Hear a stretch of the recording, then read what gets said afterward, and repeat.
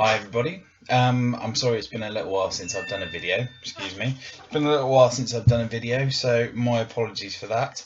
I wanted to do a couple of videos I think I'm going to put up today, but first off, I wanted to have a look at the Malstrom RDA, which comes from Lost Vape and is manufactured by VapeTornado.com, I believe. And here it is. I've got it on top of the Sigelli, but that's just because I've got something else on my Squonk box.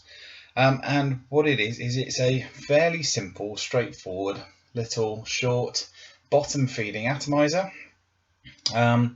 It's quite nice. It's an interesting design. It's nothing particularly, nothing particularly world beating in terms of the style and the way that it's done. But let's have a little bit of a look up close and see what we think. All right, bear with me.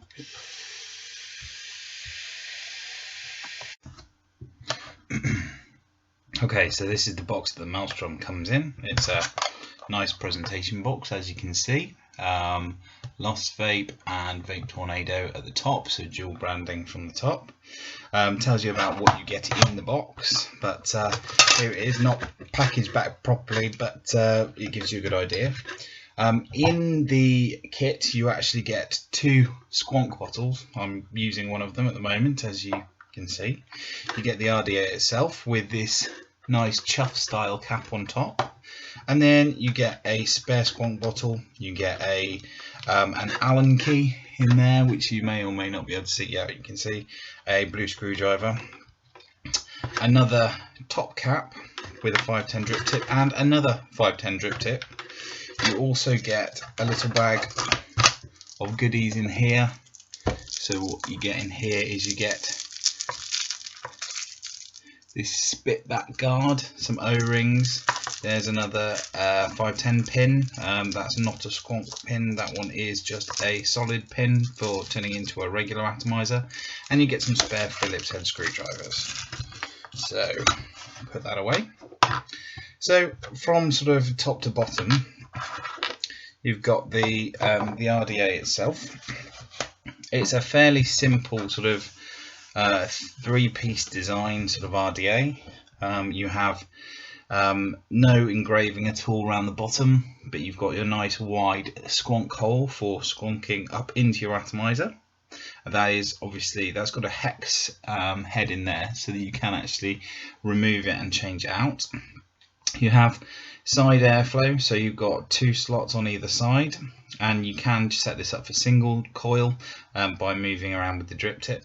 Now I'm just going to put it on my old mod just so I can pull things off for you and so I can show you what it looks like. So on there you can see the deck itself. The deck is a 2-post design. Look, I'm not that impressed with it, if I'm honest, in terms of the design of the deck. The screws are, they're okay, they're fine. The post holes are quite small, but this post hole is spun slightly. You probably can't tell. The perspective is difficult to get from at this angle, but it has spun slightly. So it's off center, so that when you're trying to put your leads through, you have to really stretch them out. Also, if you're not really careful, you can spin this insulator, as long as your 510 pin has to be very, very nice and tight. Otherwise, you're going to spin this round. But other than that, it's fine. It's got a relatively small juice well, but you don't need masses when you're squonking, so that's absolutely fine. And as you can see, I managed to fit some fairly decent sized coils in this. They're sort of these twisted. No, they're not. They are a pair of fused Claptons over some flat wire, I believe. These ones were pre-made. But yeah, they seem to work okay. The flavour that you get is fine. The O-rings on this drip tip are absolutely insane though. They're so strong. It's a real pain to get this off. Come on. Pardon me. Right. There we go. So then you can see that what we've got is we've got a traditional sort of barrel section there, which is very, very straightforward. And then we have this sort of chuff cap, which has integrated airflow. So this is how you control your airflow with this top piece. So it's built in, so you can see that you've got it there for dual coil, and then you can have it as a single coil as well. You also get this rather sort of strange looking additional drip tip, drip top, etc. So it's got the same airflow selections, so you can use it in exactly the same way, and it's probably easier to see on camera with the silver. But then you have this removable 510 drip tip, so you could use it just like that, but it tends to get very hot around the top. And then you've got these choice of 2 drip tips. You've got a sort of a little black Delrin one, and then you've got a stainless steel with an outer on it. I don't really know why they've done that. They tell me that there is one 510 drip tip, a 510 top cap, and the chuff cap. So who knows? I don't see the logic of having 2 drip tips, which are essentially, to all intents and purposes, from a vaping perspective, exactly the same.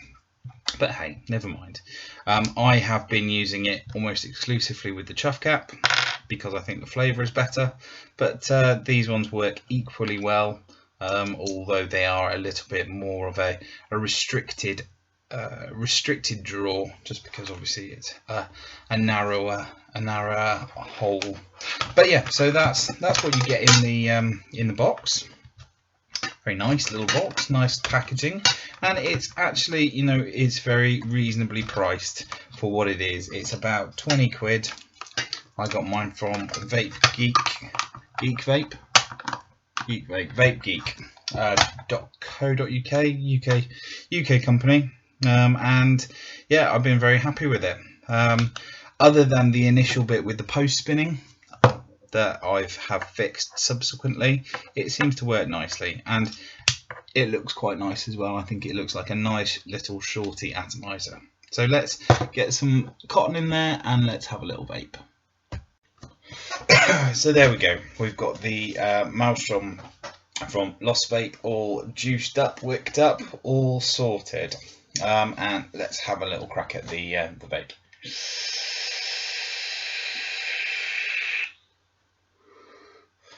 So yeah, it's a relatively airy draw.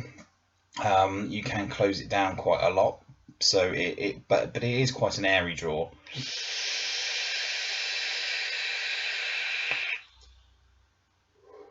I tend to find that this atomizer has a little bit of maybe a metallic-y taste for some reason. I don't know why. I think you're very close to your coils with this particular atomizer. And I know that you are with lots of other devices, like the Limitless, for example.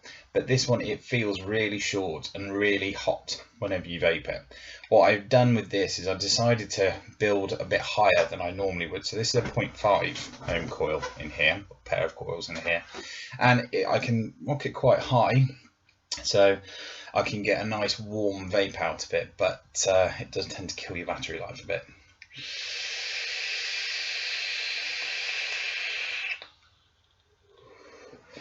It is a fine vape.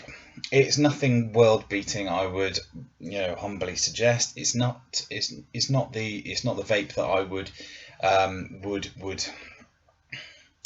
hang on. It's not the vape that I would take on a desert island, shall we say, but it does a really nice job. It produces good vapor. It's nice and flavorful.